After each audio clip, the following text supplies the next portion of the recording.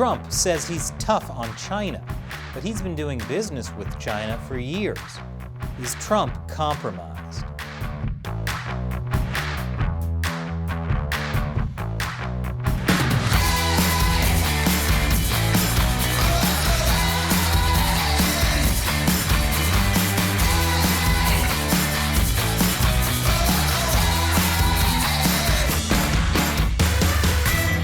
Welcome to America Uncovered. I'm Chris Chappell. Trump's business deals in China. Before I get to that, did you know that 2/3 of people who watch this show aren't subscribed? If you like the show, please click that subscribe button. It's a huge help to the show. Okay. U.S. President Donald Trump is not the biggest fan of China right now, despite the beautiful piece of chocolate cake he shared with Chinese leader Xi Jinping. We had the most beautiful piece of chocolate cake that you've ever seen. Trump spent a lot of time in his initial 2016 presidential campaign talking about how unfair America's relationship was with China. They take our money, they take our jobs, and we owe them $1.6 trillion. It's like, how does that happen? And he repeated that during his second presidential run as well.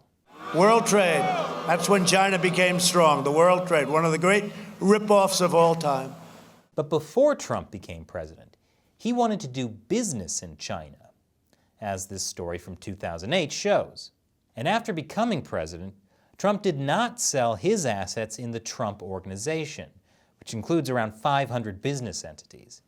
Instead, he handed over control to his sons.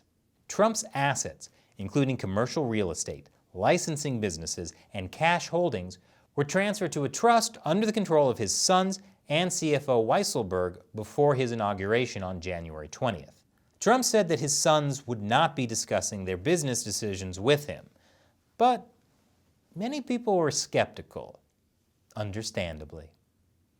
Even if Trump doesn't operate his personal business while president, he still owns those assets, and he may go back to doing business after his presidency. Would that be a conflict of interest? Would his decisions as president be influenced by his business interests? For example, going easy on China so he could do business there later. As far as China is concerned, that does not seem to have happened. The Trump administration has gotten tougher and tougher on China over the years, from trade to national security, even to human rights. But that doesn't mean we shouldn't take a good, hard look into Trump's past and present business dealings with China. Buckle up, folks. It's going to get complicated. During the many decades that Donald Trump was a private citizen and businessman, he mainly made his money in two ways: real estate development and licensing, which basically means getting paid to put his name on things. Let's start with the licensing business, since that's made some of the biggest headlines when it comes to China. Before he ran for president, if you knew anything about Trump, it was that he loved telling people they were fired, and he loved putting his name on things. In gold, like vodka, and board games, and chocolate, shaped like bars of gold. Well, at least he's consistent. And who could forget the world's greatest steaks? When it comes to great steaks, I've just raised the stakes. A steak pun. Truly, the man has no shame. Big mistake. But if a big part of your business is putting your name on things, then you need to own the legal trademark to your name, which is why it made headlines when, shortly after he became president, China granted Trump a valuable trademark registration. And as you can imagine, the controversy grew as China followed that up with more trademarks, and more trademarks for both Trump and his daughter Ivanka. And then even more trademarks for Ivanka. So now, both the president and his daughter have substantial intellectual property holdings in China. Ethics critics say it could look like China gave Trump something of great value and will want something in return. China is going to want concessions from Mr. Trump, and this is the first in what will probably be a series of efforts to influence him.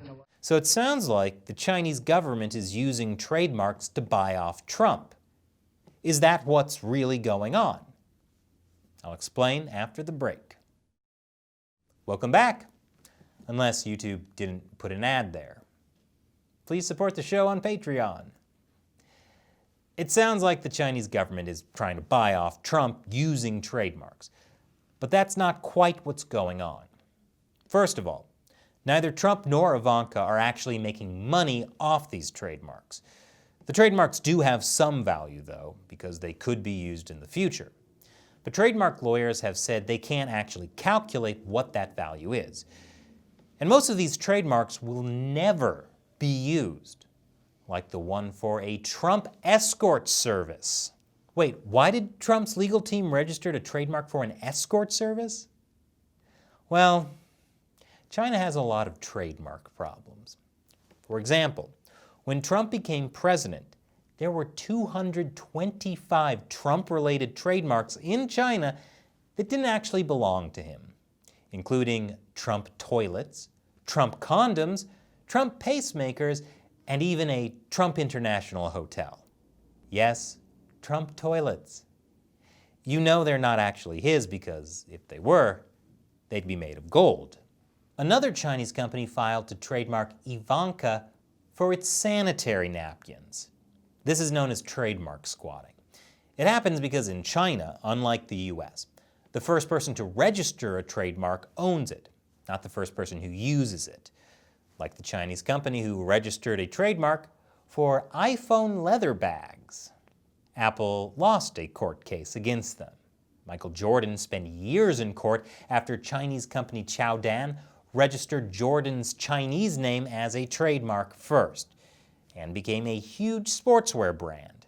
China's legal system essentially forces foreign companies and well-known people to file trademarks in China defensively. In other words, to stop other people from taking them and profiting off them. And that's what Trump's lawyers say they were doing too. But what about the timing? There have been claims that Ivanka's trademark requests were fast-tracked after Trump was elected, or that some of the trademarks were conveniently timed to get her father to change his mind about going after the Chinese telecom company ZTE. ZTE had gotten into trouble for evading U.S. sanctions on Iran and North Korea. They were fined by the U.S. and promised to change their leadership. But then, they didn't do that. So the Commerce Department banned ZTE from purchasing U.S. technology for 7 years, which would have essentially ended the company. Then, after a phone call from Chinese leader Xi Jinping, Trump announced that he would work with Xi to reverse the ban. So Ivanka gets these trademarks right around when her father changes his mind about ZTE. Looks suspicious. Here's what the New York Times says about the timing. Coincidence? Well, probably. Wait, so this is probably a coincidence?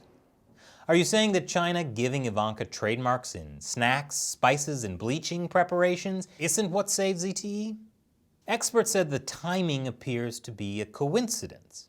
Now, Trump's decision on ZTE was unusual and very controversial, but it probably had nothing to do with Ivanka's trademarks.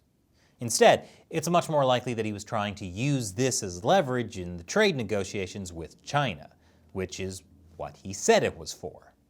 In the end, ZTE agreed to pay an extra $1 billion in fines to the U.S., replace their entire leadership team and board of directors, and have their compliance closely monitored by U.S. officials for 10 years. So Ivanka's trademarks probably didn't affect Trump's ZTE decision. But were Ivanka's trademark requests fast-tracked because Trump was president? Most of the trademark applications were filed in 2016 and 2017. Some of the requests were granted within a year. Some took a year and a half, others more than 2 years. In some articles, some trademark lawyers said this was fast. Others said it was normal. So that's kind of inconclusive. It's also worth noting that at the time the Trumps were getting these trademarks, China was reforming its trademark laws. That included outlawing using names of public figures in trademarks. So it may have just been easier for the Trumps to get those trademarks after other people could no longer register them. I have to say, I do feel kind of bad for the Trump toilets guy. Hope he found a way to rebrand. But let's move on from the trademarks part of Trump's business ties to China, right after this short break. Welcome back. Let's talk about Donald Trump's real estate development. The Trump Organization said they would not pursue new international business deals while Trump was in office. But they have plenty of existing international deals. None of them are in China, but some of them are related in some way to Chinese companies. For example, it made headlines when a Trump real estate project in Indonesia worked with a Chinese state-owned company, and when something similar happened with a Trump golf course in Dubai. But again, it's more complicated. It turns out that neither of these real estate projects are actually owned by the Trump Organization. And that's because most of Trump's international real estate projects are actually licensing and management deals. That's when a property, like a golf course or a hotel, uses the Trump name and in return pays Trump an annual licensing fee. Trump's businesses sometimes also manage Trump-branded properties, for which they also get a management fee. But they don't own the property and don't have the liability. The Trump project in Indonesia is actually owned by the MNC Group. It struck a deal with an arm of Metallurgical Corporation of China, a state-owned construction company, to build a theme park next door to the planned Trump properties. So there's going to be a Chinese-built theme park next to a Trump hotel. Well, that is even more awkward now than it was 2 years ago when the deal was announced. But according to a spokesman for MNC Group, the theme park and the Trump properties are separate projects. He also said that MNC was using a different contractor for the Trump properties and that none of it would be financed through China. So while it looks awkward, there doesn't actually seem to be any direct conflict of interest involving China. A similar thing is happening in the Middle East, where Trump is licensing and managing the Trump World Golf Club Dubai. The resort is part of a larger complex being developed by Damac Properties. Damac also awarded China State Construction Engineering Corporation a $20 million contract. That's to build road and infrastructure on the property. The Trump Organization has said that the Chinese state-owned company had no role in the development or construction of Trump World Golf Club. So again, there doesn't seem to be a direct conflict of interest involving China. Trump, by the way, has no properties or licensed real estate in China. Back in 2008, Trump had teamed up with Evergrande, one of the biggest developers in China, to develop an office tower in Guangzhou. That never ended up happening because of the recession. Trump tried again in 2013 when the Trump Hotel Collection negotiated with the State Grid Corporation of China, an electricity company that is the country's largest state-owned enterprise, to brand and manage a major development in Beijing. That deal fell through after the Chinese government opened a corruption investigation into State Grid. Even during the 2016 presidential campaign, the CEO of Trump Hotels talked about opening 20 to 30 Trump hotels in major Chinese cities in the coming years. That didn't end up happening either, because Trump won the election. Could it still happen in the future? It's looking less and less likely as Trump continues to crack down on China as president. By the way, I did a previous episode about Trump's secret China bank account. Check it out if you haven't seen it. But while Trump hasn't had much luck doing business in China, he has done business with Chinese people. And so have the Kushners, the family of Trump's son-in-law, Jared. And their attempt to get Chinese investors has raised some conflict of interest questions for Trump. I'll explain how after the break. Welcome back. Jared Kushner, the son-in-law who Trump seems to like more than his actual sons. Except there seems to be some conflict of interest questions with Kushner's family. Back in 2017, Jared's sister was traveling in China and pitching investors to buy property in a luxury apartment building the Kushners were developing in New Jersey. By investing $500,000 or more, Chinese investors could qualify for an EB-5 visa that would let them move to the U.S. While Jared Kushner has divested from his family's real estate companies, his sister mentioned her brother's service as chief executive of Kushner Companies, the family business from which he resigned in January 2017. saying he had left to serve in the Trump administration. So she didn't come out and say that the Kushners were related to the president, but the implication was there. After multiple critical articles were published, the Kushner family canceled their business pitches in China. And while Donald Trump wasn't directly involved in this, it shows how easily these conflict of interest issues can come up. Speaking of selling condos to Chinese people, back in 2017, the Trump Organization sold a $16 million penthouse to a Chinese woman named Angela Chen. Ms. Chen runs an international consulting firm and reportedly has high-level connections to government and political elites in China. According to Mother Jones, Chen chairs the U.S. branch of the China Arts Foundation, a cultural nonprofit. But the China Arts Foundation was also started by Deng Rong, the youngest daughter of former Chinese leader Deng Xiaoping. Since 1990, Deng Rong has also served as a vice president of the China Association for International Friendly Contacts, which is an affiliate of the Intelligence and Foreign Propaganda Division of the People's Liberation Army. So basically, right after Trump took office, he sold his penthouse to a Chinese woman who could have United Front ties. Does that mean she got some kind of special access to Trump? Not necessarily. And finally, Forbes reports that China paid Trump at least $5.4 million since he took office via a mysterious Trump Tower lease.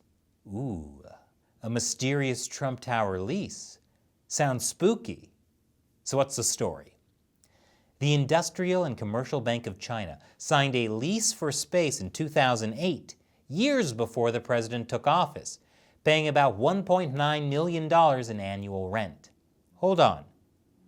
This story is about a Chinese state-owned bank paying rent for office space? That's the mysterious lease. The mysterious lease Trump talked about publicly? I've done great. I've made a lot of money with China. I have their bank, the biggest bank in the world from China is my tenant. But according to Forbes, it gets more exciting after Trump becomes president. Suddenly, a routine real estate deal became a conduit for a foreign superpower to pay the President of the United States. It's a conspiracy to keep paying rent to one of his companies. And while the lease expired in 2019, it appears that the bank still rents out some space at Trump Tower. A spokesman for the Trump Organization said that they've exited the vast majority of their space in Trump Tower. Now, while having a Chinese state-owned bank renting space from a building owned by the president is not great, there's no evidence that it affected Trump's China policy. However, some ethics experts say it is a problem because Trump is being paid by a foreign power which violates the Constitution's emoluments clause. But emoluments is really not a topic for this episode because this episode is already really long. Speaking of topics not for this episode, the Trump Organization has been criticized for having Trump merchandise made in China while Trump was boosting Made in America goods, and for importing tons of furniture from China for his hotels and golf clubs. That's not a conflict of interest. It's just a bit hypocritical. So that's it. A review of Trump's major business deals involving China. We need to figure out how to do some shorter episodes. In the meantime, please support us as we make these kinds of episodes. Go to patreon.com/AmericaUncovered and contribute $1 or more per episode. The link is below. Once again, I'm Chris Chappell. Thanks for watching America Uncovered.